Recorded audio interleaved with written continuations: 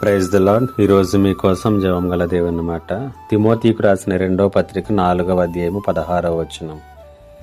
నేను మొదట సమాధానము చెప్పినప్పుడు ఎవడునూ నా పక్షమున నిలవలేదు, అందరూ నన్ను విడిచిపోయిరి, ఇది వారికి నేరముగా ఎంచబడకుండును గాక. పౌలు చెప్పినటువంటి మాటల గురించి మనం ఆలోచన చేద్దాం.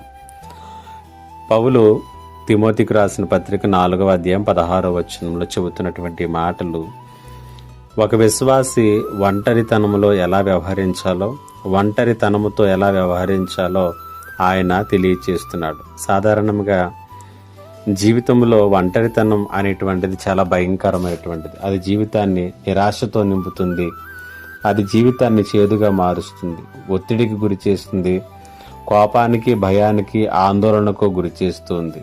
అయితే ఒక విశ్వాసిగా పౌలు కూడా ఒకానొక సమయంలో ఇలాంటి ఒంటరితనంతో పోరాడాడు.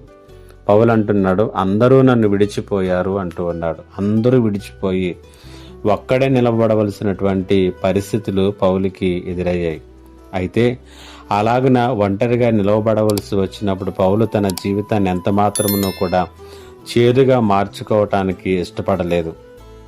తన జీవితాన్ని నిరాశతో నింపుకోవడానికి, ఒత్తిడికి, ఆందోళనకు గురి కావటానికి అతడు ఇష్టపడలేదు. దానికి భిన్నముగా ఆయన వ్యవహరిస్తున్నటువంటి విధానాన్ని ఈ వచనం మనకు తెలియచేస్తుంది.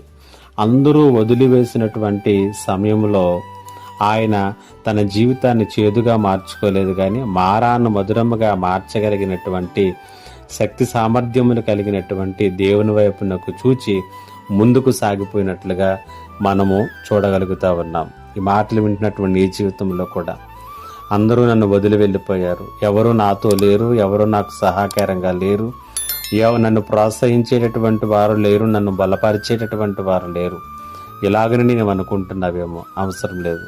ఎవరు నీతో ఉన్నా, ఎవరు నీతో లేకపోయినా నిన్ను రక్షించటానికి లోకానికి వచ్చినటువంటి దేవుడు, మన కొరకు ప్రాణం పెట్టినటువంటి దేవుడు, ఆయన నీతో పాటు ఎల్లప్పుడూ ఉంటాడు.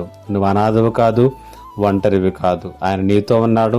ఆయన సహాయం ఎల్లప్పుడూ నీకు అందిస్తాడు. పరిశుద్ధాత్మ దేవుడి ఈ మాటల చేత మిమ్మల్ని బలపరచునుగాక. ఆమేన్. ప్రార్థన. మా గొప్ప దేవుడైన తండ్రి, నీకు వందనాలు. ఎవరైతే ఒంటరితనంతో పోరాడుతూ ఎవరూ నాకు లేరు అనుకుంటున్నారు, వారిని బలపరచండి. మీరు వారితో ఉన్నటువంటి ఆనవాళ్లను వారి జీవితంలో కనుగొనేటటువంటి ఆత్మ నడిపింపును దయచేయమని యేసు నామములో అడిగి వేడుకొనిచున్నాను తండ్రి. ఆమేన్.